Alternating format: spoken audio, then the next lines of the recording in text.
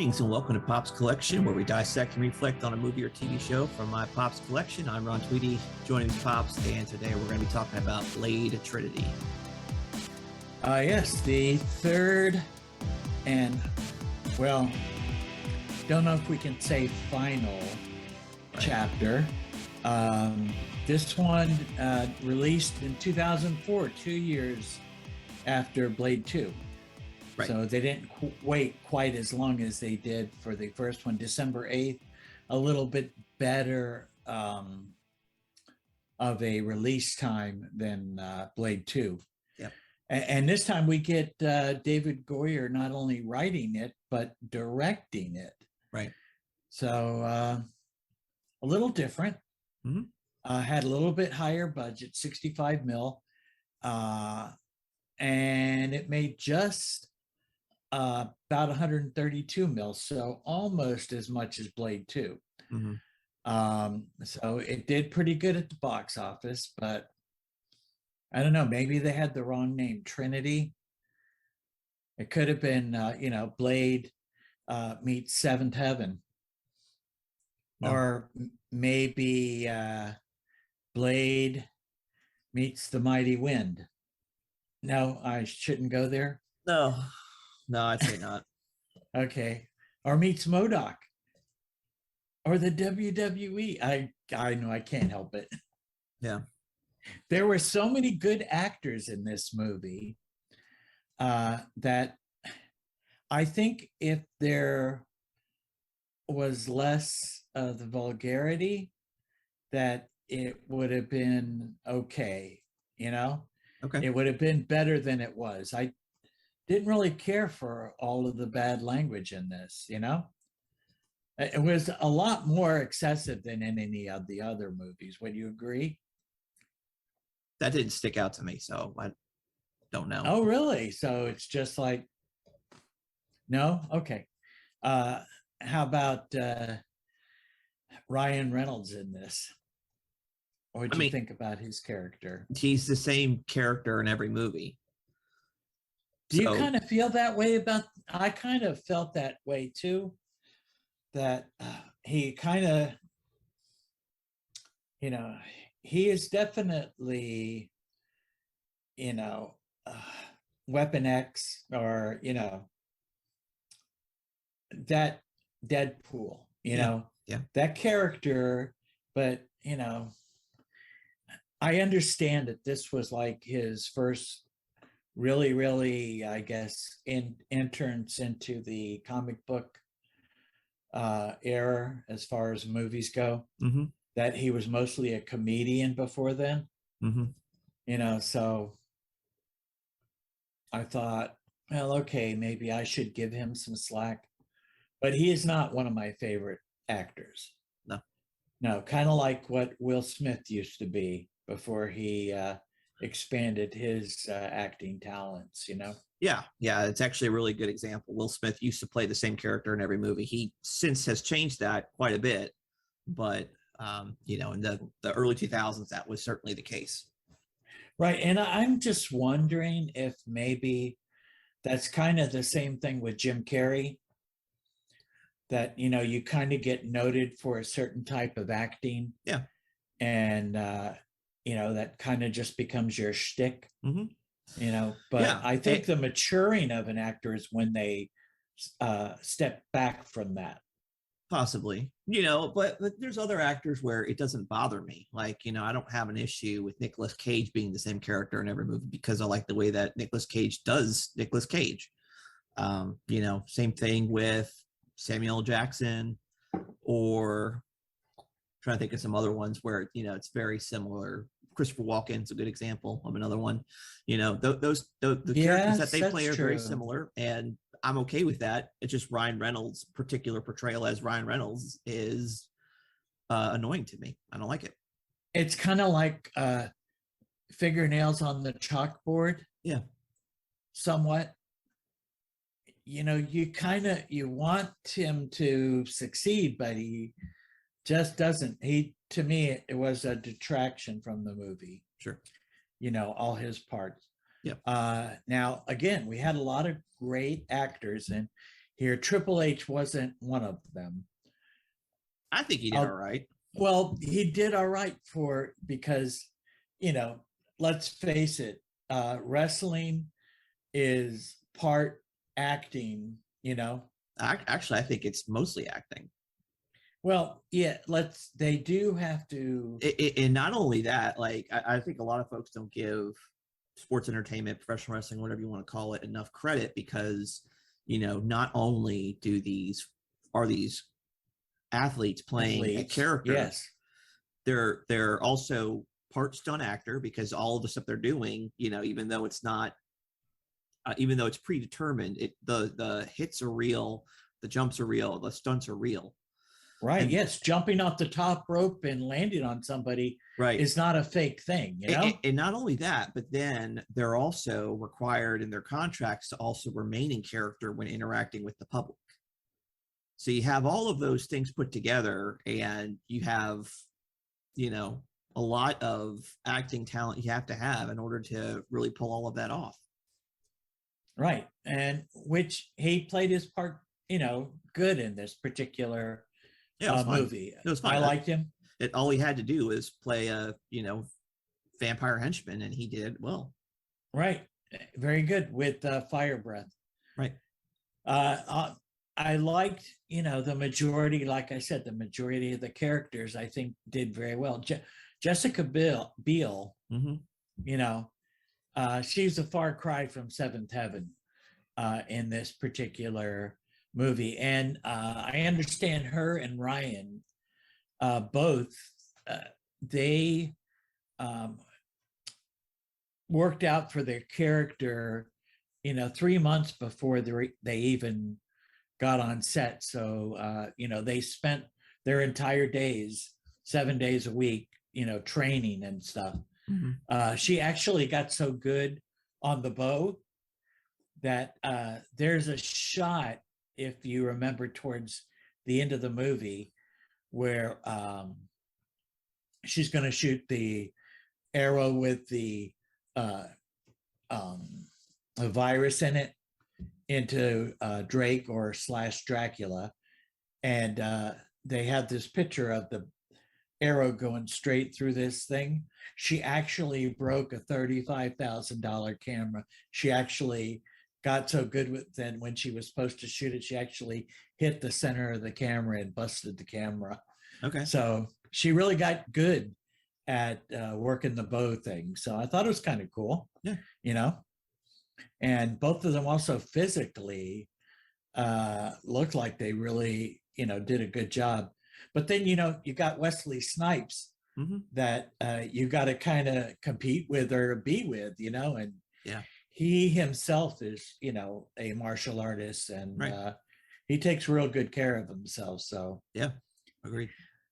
Yes, I thought it was kind of interesting. In one of the special features, he was talking about maybe doing a Blade movie, a fourth movie, mm-hmm. but he was like, maybe I'd play an old Blade and be in a wheelchair. Yeah, mm-hmm. And I kind of thought now that we know there's going to be a reboot. Yeah, that might be cool. Yeah, to see him in some way, do a cameo or whatever. Mm-hmm. Sure. But all right, let's just get into it a little bit. The storyline for this movie, we had actually a couple of scenes that Goyer had written for the other movies, and he wanted to make sure that they got into this one, like the blood farm. Mm-hmm.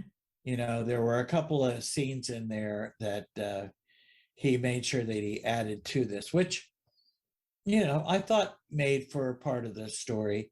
In this story, the vampires are actually pretty much in control.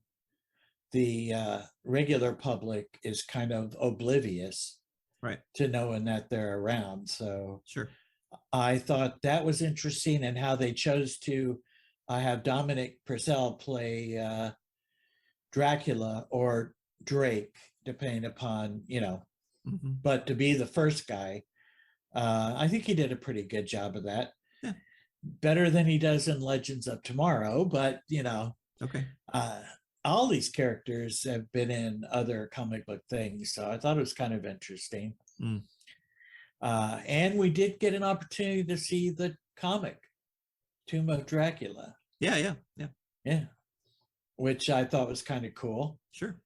To bring it out that and Dracula being a daywalker like Hmm. Blade, Yeah. which I thought was kind of interesting. Yeah. So pretty much the storyline I didn't have very much of a problem with, other than I think David Goyer's mistake was allowing Ryan Reynolds to freelance and do some different lines. Okay. I think that kind of, I don't know. I think if he would have stuck to a script, maybe it would have been okay. I don't know. What do Yeah. you think? Yeah, I mean, less Ryan Reynolds would be fine for me. Yeah, and I think that's for me the biggest disappointment of the film is that I would prefer that we would have more Wesley Snipes and less Jessica Biel / Ryan Reynolds. And I understand they were trying to do something different, but I don't know. To me, you know, you don't. Wesley Snipes as Blade does not need sidekicks, right? Right, I agree. The Night Stalkers, they called them. Yeah, yeah, And I was kind of thinking that, okay, they're there because Whistler died, towards the beginning of this yes, movie. So, right, we had to have, and now it's Whistler's daughter from out of wedlock, yeah, yeah, as she said, yeah, you know.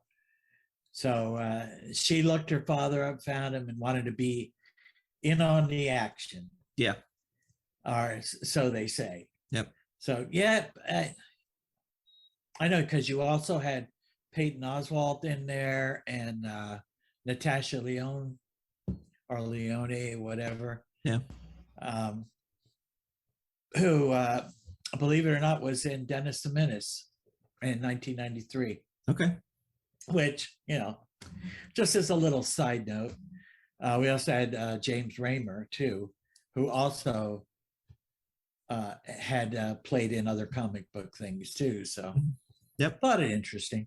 yep, So the story, I guess the storyline was okay. And having Dracula be able to shapeshift, but only into other humans, whereas the old lore, right, right, he would change into a bat, right? yep, Or other things, mm-hmm. whatever, But I think that the storyline was okay. I was okay with it. I just really, for me, the language was a lot coarser than in the other movies, and for whatever reason, it affected me that way, Hmm. and in a different way. You said that it really didn't bother you that much. I think it always had pretty coarse language, so Yeah. I don't think it's any different than the other two films. Okay. All right. That's Well, just how I see right. it. Well, like I shared with you, the version you got me was unrated, and it had an actual extra 10 minutes of Ryan Reynolds. So, Oh, okay, more action with Ryan. sure, But it also had the R-rated version. So I yeah, watched them both, and there really was not too much difference in the language part of it. It was 10 minutes less, but I thought for some reason that there were a couple of times that they used words that I hadn't heard in the other ones. So I thought maybe, okay, you know, that it wouldn't be on the R-rated one, but it was on the R-rated one too. So not hmm. much difference there. Hmm. Um, what did you think of the scenery and the stunts with the vehicles? Yeah, those were fine. I don't Yeah. remember them really standing out to me a whole lot, but they weren't standing out as bad either. So that's a good thing. Yes. Well, I thought one of the coolest ones was the Blade's car coming out of the back of the semi, Oh yeah, that was cool. and that was really cool, and it was a definite live stunt. So I thought that Yeah, was, yeah, it wasn't CG or anything. So yeah, they did a lot of interesting things with it. yeah.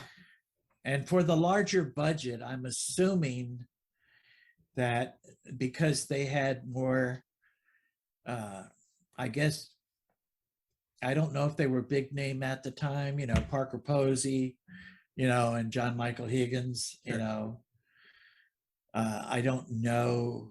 Same thing with Dominic Purcell. He might not have been that well known at the time, but I thought that a lot of that budget had to do with paying the actors. And I'm sure Wesley got more money than he got for the previous two, I would assume, Yeah.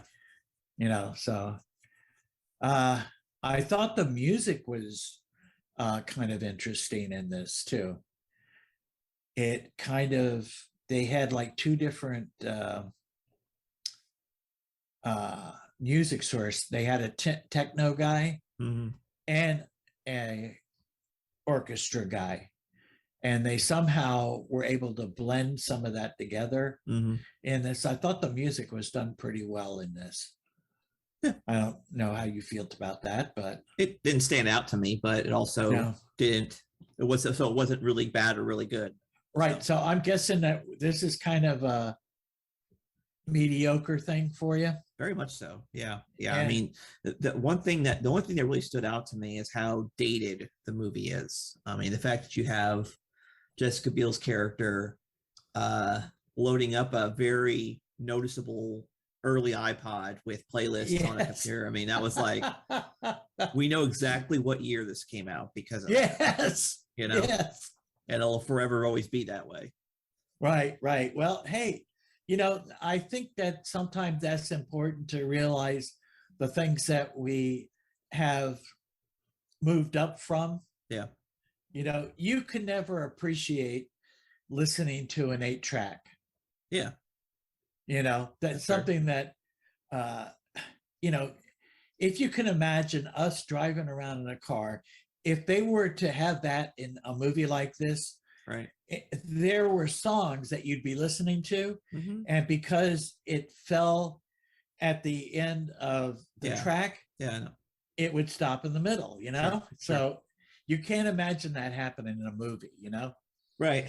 Right. And sometimes nostalgia or whatever kind of gets the better of you, and there's a way to romanticize like outdated technology like that. I think of, where it's done really well is Days of the Future Past, where we, got a lot of 70s stuff that was done really well, and it's like kind of charming the way it goes off. But for me, I guess maybe there hasn't been enough time passed between then and now. But like, to me, I don't find it charming. I just think it kind of silly. Well, it's 2004, so you're talking 18 years. Yeah. So I mean, Days of Future Past was in, way back when, 30, 40 years before that came out, Maybe right? Wasn't 30. that in the 2000s, right? Yeah, maybe 30 years. Yeah. So you might feel differently if we revisit this in another 10 years. It's possible. But then again, maybe not. Well, how about the cityscape in this one? I mean, for me, yeah. It's about the same as the first one, I'd say. Pretty consistent with the first one. Not so much the second one. So, and that's the thing, is the biggest difference in this film is that like all three films, tonality wise, are extremely different from one another. Right. And this color palette in this, Yeah. we had a lot more red in this. Blade has red in his. Yes. Jessica Biel's matching it with his coat on the inside of his coat. Yep. Red. Yep. So and that is a very typical like vampire aesthetic. I think of the game Castlevania Symphony of the Night, where you have the main character Alucard, Dracula's son. Very similar. His cape is black on the outside, red on the inside. So yeah. So I mean, but I did. That was a big notice for me. Like you said, every movie is like totally different. Yeah. But this one, the palette was definitely a lot lighter. Uh-huh. I mean, we went from light in the first one to, Yep. sewers and darker and danker in the second one, Yeah. back to being a little bit more Yeah.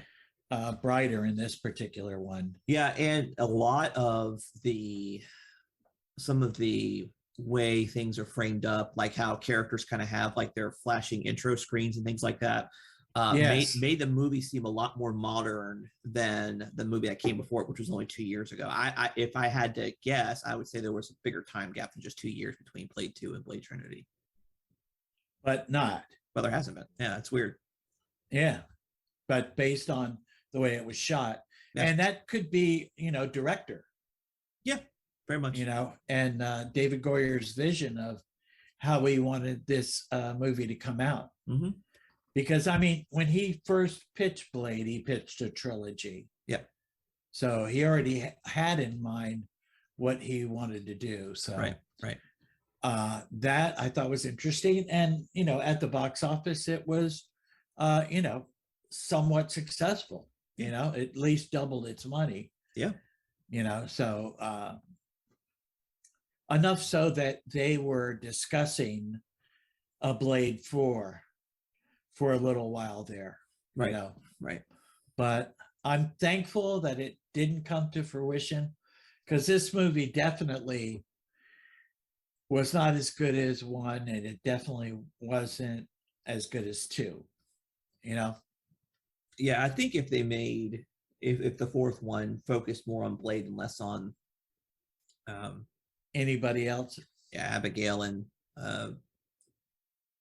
Solomon, King, yeah, King, then it would be. I think it would have been better, and I still like the idea of Wesley Snipes being the mentor, that Whistler character. I think that actually might work well. I like movies that have that, where you have the dynamic between the hero and an older, like, not a father figure per se, but an older mentor, like another older male that kind of helps guide him through, the hero's journey. I think that really makes a big difference. You see that in a lot of James Bond movies. And I think that makes it better. And so, I understand why they decided to kill off Whistler in this film, but I think there still needs to be that kind of character, or that character motif in the film. Right. I agree. That does make a difference. And we could see that, as you said, I guess in the Bond films, there can be quite a few different mentors. Yeah, every movie's different. Yes. So, I mean, you could do something like that and have that same type of situation, I think. Yeah. And it would go over pretty good. Definitely. Yeah. Yes. Blade 4, or I don't know how they'll probably just call it Blade, right? Yeah, probably. So like I said, if Wesley Snipes played an older character, but he doesn't really age, right? So he would have to not be Blade. Or the other thing is that he was, something happened to him. He was infected with that same Daystar virus or whatever, did something to him. Yeah, I could see that. You could do that, and it's aged him. That's how I would, if I was writing the story, that's how I would include him. Well, that's really a good thought. I like that. Mm-hmm. I think that you could do that. They had on the DVD 3 alternate endings. Right. And there was one that, because of the virus, there were no more vampires. Right. So they had the Night Stalkers, Reynolds and Beale, in a casino. Mm-hmm. And they actually were going to, they were hunting werewolves now. Okay. And it was a very comedic looking werewolf character. Well, I'm sure if they actually went to the actual theatrical cut, they would have, polished the special effects on that.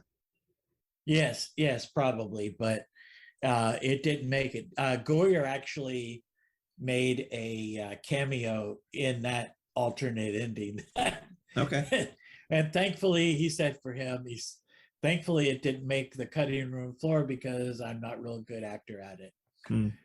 So, but uh, the only thing that really I wasn't real crazy about was their lair. It was like the closest part of the building to the sun, and it had windows all around it. Mm-hmm. It's like, really, guys, you need to be near the sun, but Well, that's a way of keeping the vampires at bay, I guess. well, except that that's where they were at. Yeah. Yeah. So I know it didn't affect Drake because he's a day walker also, but Yeah. which that part of the storyline that they resurrected him to so they could all be day walkers. Right. So kind of went back to the beginning of Tomb of Dracula comic, to some extent. So sure. I thought that part of it was okay. That was my only downfall with the cityscape was I thought that kind of looked out of place, But other than that, I think the cityscape. Oh, and then in the beginning, and where they were Syria, I think, right, or Iran. Yeah, something like that. Yeah, I think that was done okay. That wasn't. Yeah, it kind of reminded me of a mummy movie. So sure. But other than that, it was good. All right, I like the chase scenes. Ex Ryan Reynolds, I like the acting. Storyline wasn't bad. How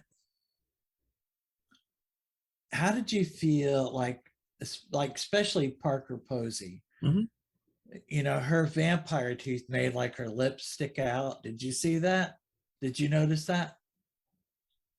Like she always... Okay. I thought that she was really I thought that was whack, Okay. Because, everybody else seems to have their fangs in a right place, but hers were like sticking way out, So, anyways, just a negative thing for me. All right. Anything else you want to share? Or no, I think I'm good. Wow, I know. I can't believe we talked this long about this movie, But yeah. Since we have a few minutes before we, I do want to just say a couple of things. Number one, DC has recently come out with a few animated movies, and Warner Brothers, I just want to tell you, I don't own them. You didn't put them out on DVD. You just put them out on Blu-ray. Come on, guys, please. I wouldn't mind watching the movies, but I don't have a Blu-ray player. I have DVD player. Where's the DVDs? Okay. That was my little soapbox thing. I'm done with that. Okay. And I just want you to think about it. You did mention Nicolas Cage earlier. Yeah. Maybe we could review one of his movies. Yeah, I guess eventually we could. But this Wednesday does mark the premiere of Ms. Marvel, so we might want to talk about that before. Oh, then. Yes. Well, definitely for next week, but I wanted to put that bug in your ear. Yeah, that's fine. I think you own that movie. I own the first one. Yeah, which would be the best one to talk about. So maybe we can talk about that later. But anyways, that's a thought. Okay. Okay, so what's left? The rating. Yeah. Okay. Well, it's not going to get an 8. No. It's not getting a 7. I'll give it a 6. It's a little bit better than what I would consider average. You Okay. know? All right. All right. And you? 5. So just It's average. average for you. Just average. That's it. Yeah. Well, I still love Wesley Snipes. He's Yeah. forever and ever going to be the only Blade. You know, I can't see anybody else playing that character. But we'll see. Like you say, we'll see. Yep. Okay, good. So then we'll have our first impressions next week then. Yeah. All right. Well, good. I can't wait to talk about it. Okay, good. Well, thank you all for tuning in this week. We'll see you next week with talking about the first episode of Ms. Marvel. Until then, goodbye and God bless. Goodbye. God bless, and tell your friends.